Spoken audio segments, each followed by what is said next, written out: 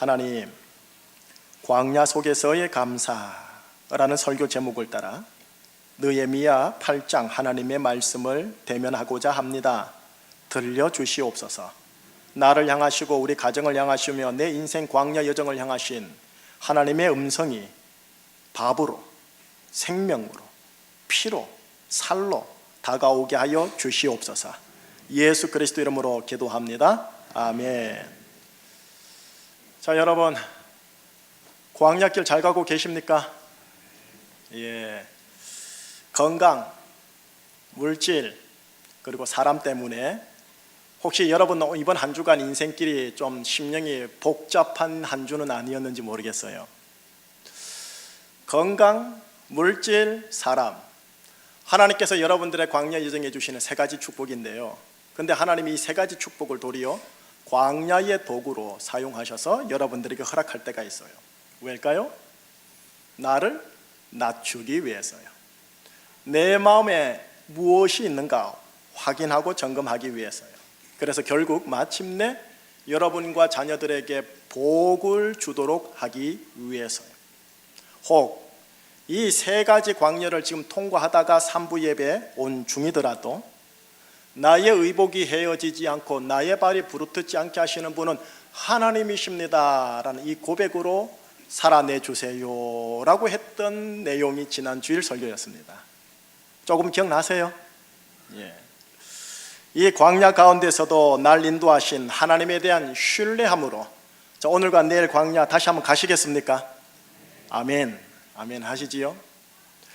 광야 가운데서도 나를 인도하시는 하나님에 대한 신뢰요, 이거를 교회 용어로 한마디로 말하면 믿음이라고 하죠. 믿음. 광야 가운데서도 나를 인도하신다라는 이 믿음의 수치가 늘 높지 않아요. 목사도 마찬가지입니다. 뚝뚝 떨어질 때가 있어요. 그 수치가 떨어지면 상대적으로 어떤 현상이 나타나느냐 하면 내 속에서 짜증, 불평, 불쾌감이 쫙쫙 올라갑니다. 그래서요, 지난 한 주간 동안 혹시 건강 때문에요, 혹시 물질 때문에, 혹시 사람 때문에 이 짜증과 불평과 불쾌감의 수치가 확 올라가지 않았냐는 말이죠. 예, 순간적으로 수치가 올라갈 수 있습니다. 그게 정상이고요. 그러나 그 수치가 계속하여 높은 수치에 머물러 있으면 내 엔진에 과열이 생겨 불이 나 퍼집니다. 이 빨리 열받은 엔진에 이 냉각수가 흐르게 해서요, 짜증, 불평, 불쾌감의 수치는 낮추고 그 대신 믿음의 수치를 올려야 되죠. 이걸 잘 하는 자가 아마 광야 운전 잘 할 겁니다. 자, 그렇다면 여러분들이 이제 묻겠죠. 목사님, 열받은 엔진을 식히고 대신 믿음의 수치를 높인다라는 그 냉각수, 그게 뭡니까? 하고요, 그죠? 자, 여러분, 이런 격언이 있어요. 땡땡땡 치는 종, 종은 그 종을 칠 때 살아있는 종이 되고, 장작은 불타오를 때 살아있는 불이 되는 것처럼 믿음은 감사할 때 살아있는 믿음이 된다.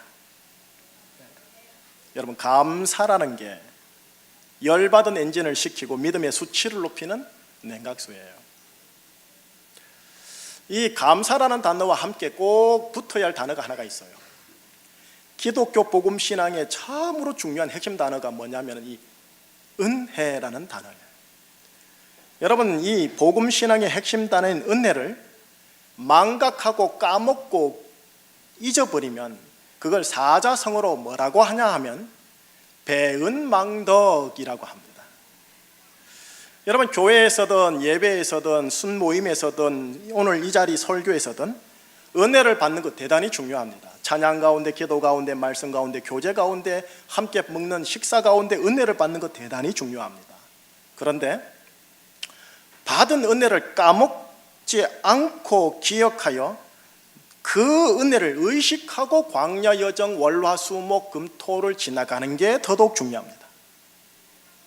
아무리 많은 은혜, 아무리 크고 깊은 감동스러운 은혜를 받아도 그 은혜를 망각하고 까먹고 기억하지 않으면 그 하나님의 의의 사람에게 뭐가 나타나느냐? 바로 배은망덕의 성향과 특징들이 나타나요. 그래서 세상과 이 사탄은 자신의 승리의 비법을 알아요. 뭐냐? 신자들이, 하나님의 의의 사람들이 예배당에서 예배 중에 은혜를 크게 받아도 뭐 그리 무서워하지를 않아요. 이유인즉슨 세상 현장에서 바쁘게 돌리고 바쁘게 굴려서 그가 받은 은혜를 다 까먹고 잊어버리게 하면 되니까요. 그러면 도로 제자리죠.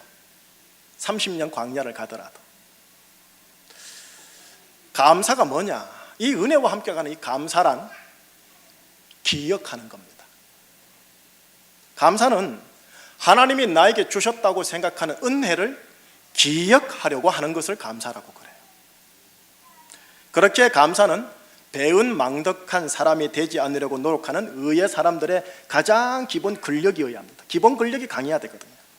이 기본 근력이 약하면 여러분 조그만 추위에도 뭐가 걸리냐면 몸살과 감기에 걸려버려요. 불평, 짜증, 불쾌감이라는 감기 몸살에 걸려서 이게 악화되면 나중에 종양이 되어지는 거예요. 기억하지 않는다면 소중한 것도 의미 없이 지나가 버립니다. 하오나 기억하고 기억한 것을 감사해내면 늘 평범하고 당연한 것인데도 제 입에서는 그게 참 소중한 거였구나 하고 경험이 되어집니다. 제가 아는 한 분이 트위터에 이런 글을 올렸는데 참 인상적이었어요. 트위터 글이 이런 거였어요. 거듭 강조하건대 우리는 익숙해지는 것에 대해 조심해야 한다. 좋은 것, 좋은 사람에게 익숙해지면 그것을 당연한 일인 양 하면서 그 좋은 것과 좋은 사람을 소홀히 여기는 경향이 우리에겐 있다. 여러분, 우리가 당연히 생각하는 거예요. 이 살아 숨쉬는 거. 우리가 당연히 생각하는 이 가족과 가족의 관계예요. 우리가 당연히 생각하고 익숙해질 대로 익숙해진 제주충신교회와 이 예배당과 그 속에서 드려지는 삼부 예배와 지금 선포되어지는 하나님의 귀한 이 말씀들요. 이 모든 좋은 것과 이 모든 좋은 사람에 대해 익숙해짐으로 오히려 우리는 좀 당연하게 생각하고 그걸 소홀히 여기는 경향이 없냐 말이죠. 여러분, 아파봐야 아파봄으로 그제서야 살아 숨쉬는 게 정말 소중한 거구나 하고 느껴요. 다른 교회에서 영 나에게 맞지 않은 예배와 신앙생활을 잠시라도 해봄으로인해요 우리 제주충신교회의 이 예배와 이 사람이 정말 소중하구나 라는 것을 느끼는 거예요. 자, 저 개인적으로요, 지난주 토요일 오후 9시부터 제 몸이 좋지를 않았습니다. 다음 날이 주일이기 때문에 주일을 맞이해서 예배를 드려야 되니까 일찍 잠을 자야겠다 싶어 10시에 잠자리에 들었어요. 그런데 새벽 1시 반에 잠이 깬 거예요. 몸이 너무 안 좋은 거예요. 화장실을 몇 번이나 왔다 갔다 하고요, 오한에다가 식은땀에다가 이 눈에는 안압의 고통이 이만저만이 아닌 거예요. 일부 예배 7시 20분 예배 나올 때까지 한숨도 자지 못하고 1부, 2부, 3부와 식사와 오후 예배를 다 드렸어요. 오전 내내 한 끼도 먹지 못하고 물만 계속 마시면서 안 아픈 양 하면서 예배를 인도했다라는 거죠. 지난주 광야라는 주제를 전했는데 적어도 그날 하루는 내 몸뚱아리가 광야였던 거예요. 자, 오후 2시 예배요. 오후 2시 예배를 드릴 때는 이 목사라는 게 살짝 후회되었습니다. 왜냐? 담임 목사라 오후 예배 땡땡이도 못 치니까요. 밤새도록 고통 때문에 잠 못 들고 누워 뒤척이는데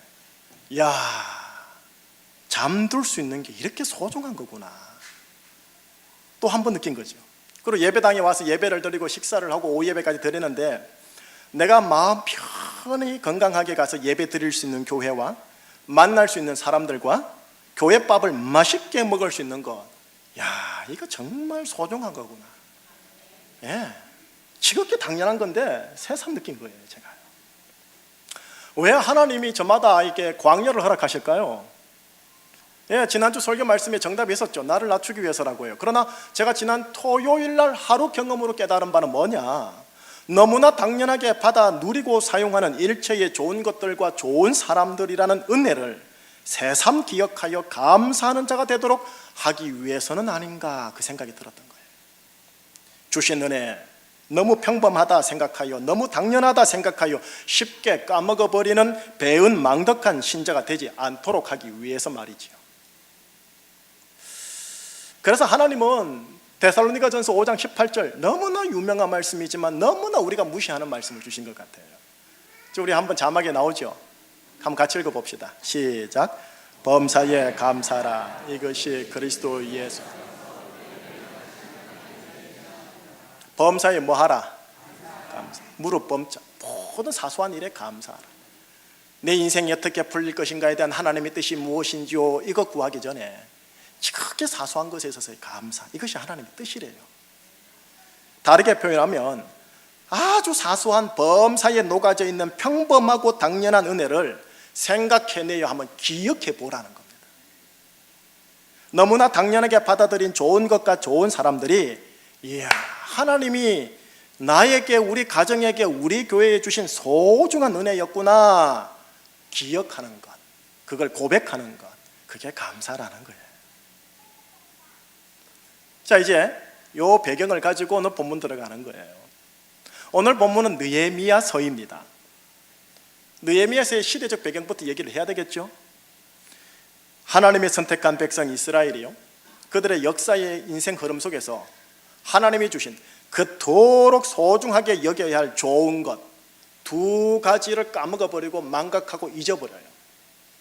그 첫 번째는 그들을 선택한 만군의 여호와 하나님, 우리 아빠 아버지. 또 하나는 그분께서 주신 율법이라는 말씀. 그 두 가지가 너무나 가까이 있었기에, 너무나 오랫동안 친숙했기에, 평범하여 당연하여 그들의 범사에 함께했던 그 두 가지를 그냥 망각해버린 거예요. 뭐 있으면 좋고 없으면 말고. 그러다가 이로 인하여 엄청난 국가적인 광야를 당하잖아요. 곧 국가의 멸망이죠. 여러분, 국가가 멸망하면 악인들도 멸망하지만 그 속에 있는 소수의 흰옷 입은 의인들까지 실은 고통당하잖아요. 악인들과 의인들 모두 함께 동일한 광야 생활 70년에 헉 하고 들어가 버려요. 내가 보는 앞에서 아내가 죽고 내 자녀가 죽고 우리의 부모님들이 죽는 것을 보고 홀로 남은 소수의 사람들은 이 역말대로 한많은 포로 생활하러 가게 되어지죠. 자, 때가 이름에 하나님이 70년 후 하나님이 그들의 삶을 트십니다.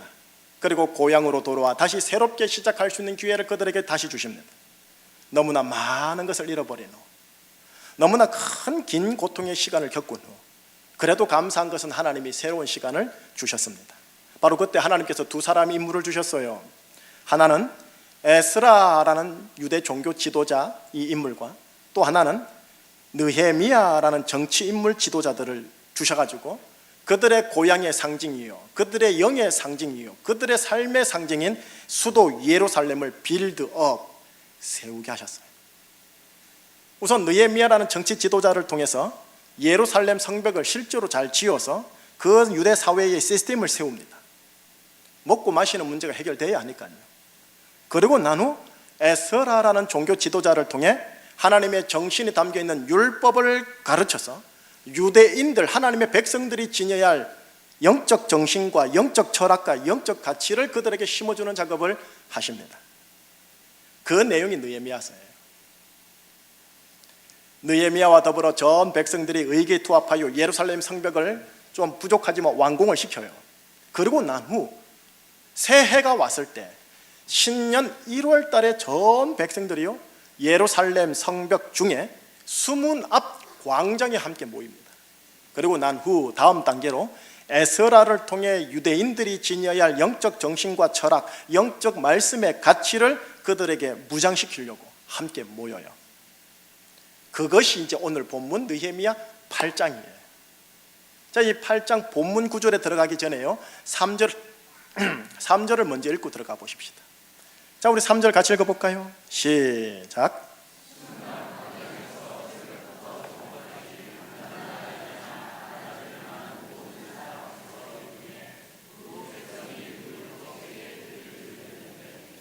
새벽부터 정오까지랍니다. 그럼 적어도 6시간이죠. 6시간 동안 남자와 여자와 알아들을 수 있는 모든 사람이라면 아마 할머니, 할아버지들과 아기들까지도 될 겁니다. 어린이들, 청소년들까지. 3세대죠. 이들이 율법책에 6시간 동안 귀를 기울였다라고 되어 있습니다. 목이 말랐던 거예요. 바벨론 포로 생활, 이 포로 생활이 이들의 정신을 빈약해질 대로 빈약하고 고갈되게 한 거예요. 그들의 내면 안에 있는 스피릿은 노예의식, 포로의식.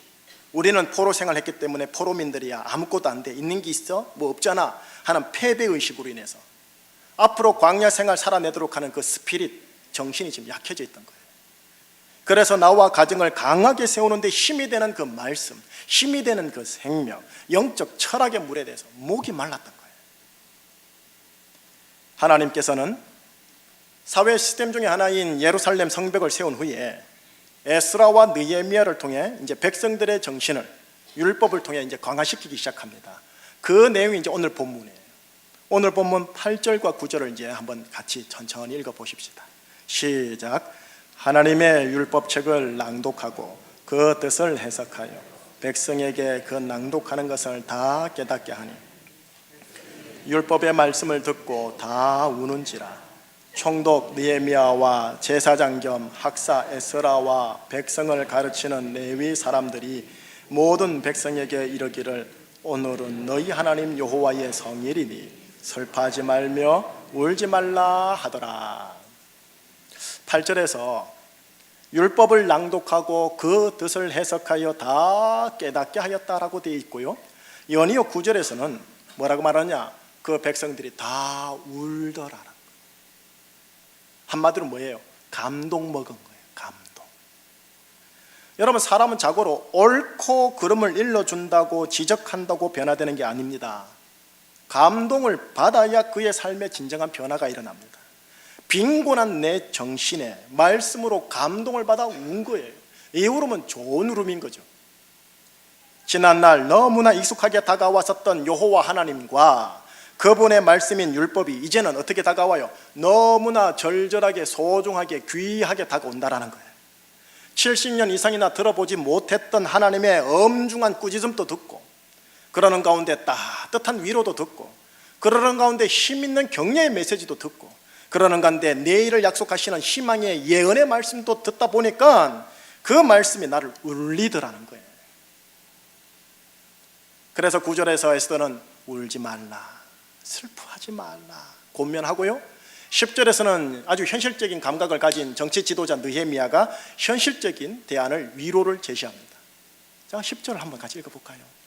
10절 시작. 느헤미야가 또 그들에게 이르기를 너희는 가서 살찐 것을 먹고 단 것을 마시되 준비하지 못한 자에게는 나누어 주라. 이날은 우리 주의 성일이니 근심하지 말라.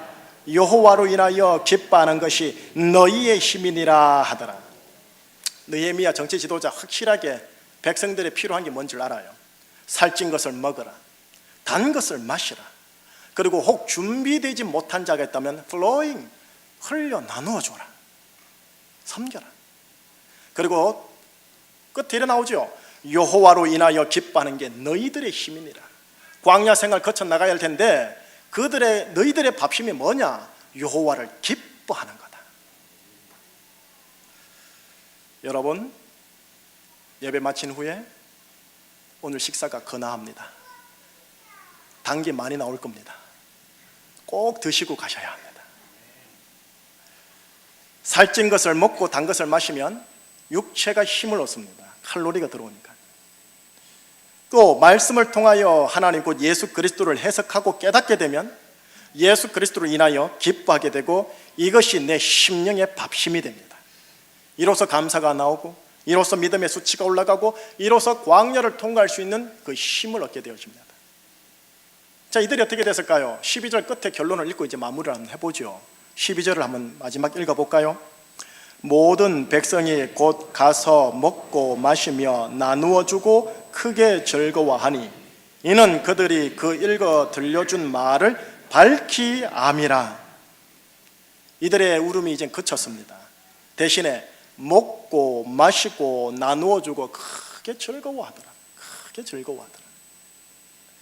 그들은 지극히 일상적이었던 하나님의 신앙과 하나님 율법 말씀 신앙을 70년 이상의 국가적 광야를 모질게 통과하고 나서야 야, 진짜 이게 소중하고 이게 나에게 힘주는 거구나 하고 온몸으로 경험하여 알고 감동하게 되어 울게 되어 이제 다시 즐거워하는 자리로 그 인생이 회복되었다가 오늘 본문 내용입니다.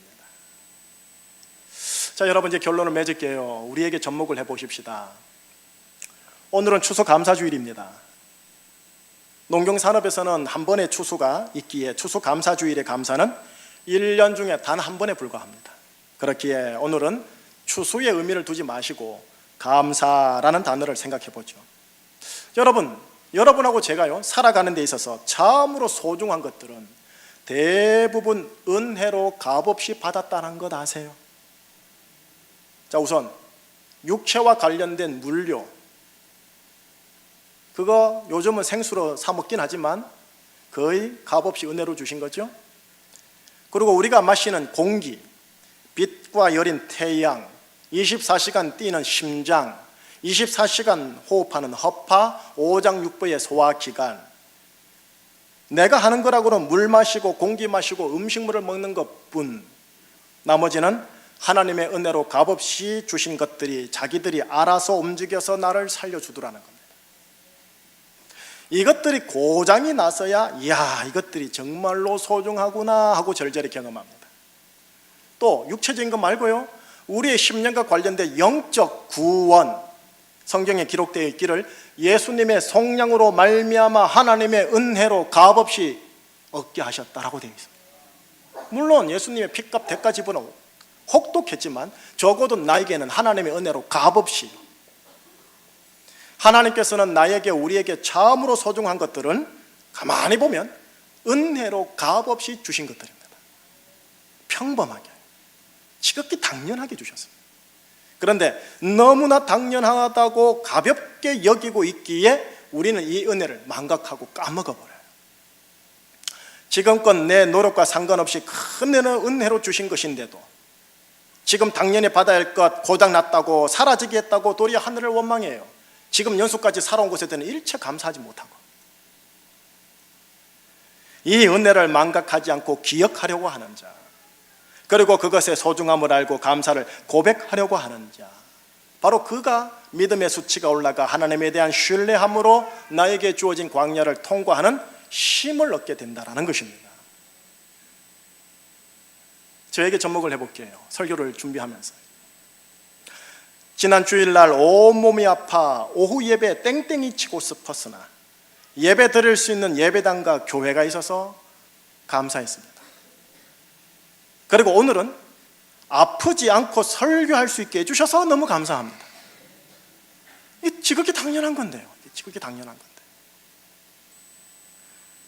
남편의 허물을 아는데도 어찌하나 그래도 내 남편인 걸 해주는 내 아내가 있고, 목사의 부족과 허물과 단점이 지근거리에서 보이는데도 어찌하나 그래도 내 목사님인 걸 하면서 말해주는 목회자들과 장로님들과 여러 성도님들이 있어서 정말 감사합니다. 목회할 때 이게 당연한 건데. 그리고 마지막으로 16년간 자기 두 발로 걸어보지 못하고 평생 누워있는 답답한 저의 첫째 딸, 색 거리면서도 아직까지 살아있어 준 것에 대해 저 감사합니다. 여러분, 살아있는 것에 대해서 감사해 봤습니까? 그리고 그 아이를 지금 천국으로 데리고 간다 하더라도 언제나 마음의 준비를 하게 해 주신 것에 대하여 저는 정말 감사합니다. 제가 개인적으로 이렇게 감사를 기억하려고 하지만 여전히 오늘과 내일의 인생 속에서 교회 일로, 가정 일로, 자녀 일로 저는 광야를 만날 겁니다. 바로 그때 저는 또 감사를 해야지요. 하나님의 주신 은혜를 떠올려보는 겁니다. 여러분들 동일해요. 우리 모두 자기만의 맞춤식의 광야를 거닐고 있는 겁니다. 누가 더 어렵고 누가 더 쉬워 보인다 하나님 말하는 것은 금물입니다. 모두 다 저마다의 광야가 다 어려운 법입니다. 내한테는 쉬워 보이지만 그 사람에게 너무 어려운 거예요. 오죽하면 초등학교 1학년 그림 일기 공부책에 이런 기록이 있겠습니까? 학교, 학원, 집, 숙제, 공부. 아, 지긋지긋한 내 인생이요. 8년이라는 긴 인생을 살아오셨기에 그 아이의 인생이 지긋지긋하다고 합니다. 하물며 8년에 몇 kop조를 살아온 여러분들은 오죽하시겠습니까? 소중함을 미처 알지 못했던 좋은 것과 좋은 사람들에 대하여 소중함을 의식하고 떠오르고 기억하며 감사하는 삶, 이것이 은혜를 기억하는 하나님의 의의 사람들의 기본 근력입니다. 소중하다 생각지 못했던 가정, 사람, 교회, 내 사지 멀쩡한 것, 이런 소중함을 새롭게 보게 되는 감사의 은혜가 있기를 예수님 이름으로 축복합니다. 기도하시겠습니다. 하나님, 살아있음이 감사요. 내 두 발로 예배당에 올 수 있음이 감사요. 하나님, 먹고 살 수 있는, 노동할 수 있는 손과 발이 있게 해주셔서 감사합니다. 우리 귀하신 성도님들의 눈과 귀를 열어주셔서 하나님이 나한테 주신 평범하지만 정말 중요한 은혜, 그 은혜에 대하여 정말 감사하며 주신 사람의 감사, 주신 상황의 감사, 심지어 넘어져도 이것도 합력해 선을 이룬다 하시니 감사의 수치를 높이사 광야 생활 옆에 사람 가족들과 교회 식구들과 함께 잘 가는 자들 되게 하여 주시옵소서. 예수 그리스도 이름으로 감사하며 기도합니다. 아멘.